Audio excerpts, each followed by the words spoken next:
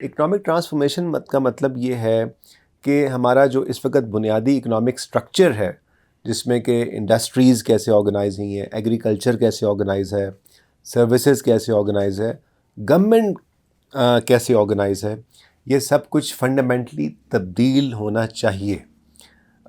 For example, کیا ہمیں ایک بہت بڑی حکومت کی ضرورت ہے یا ہم ایک چھوٹی حکومت سے بھی گزارا کر سکتے ہیں؟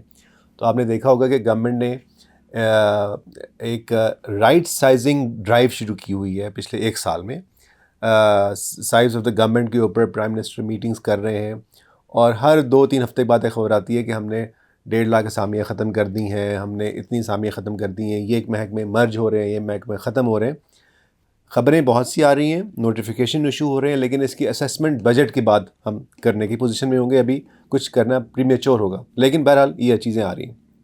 سو یہ ٹرانسفارمیشن کی طرف ایک سٹیپ ہے۔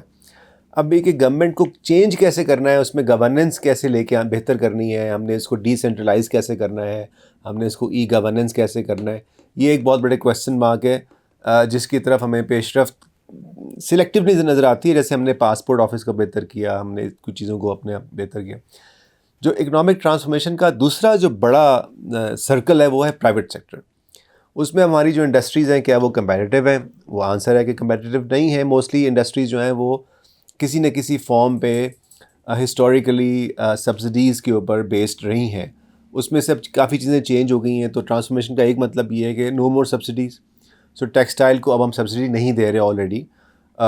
ایک اور ٹرانسفارمیشن کا ایک ہمیں جو اظہار نظر آیا وہ لاسٹ ایئر، وہ ہمیں گندم کی سپورٹ پرائس کو کے صورت میں نظر آیا، جب پنجاب حکومت نے ایک دم سے اناؤنس کر دیا کہ حکومت اس سال گندم نہیں خریدے گی۔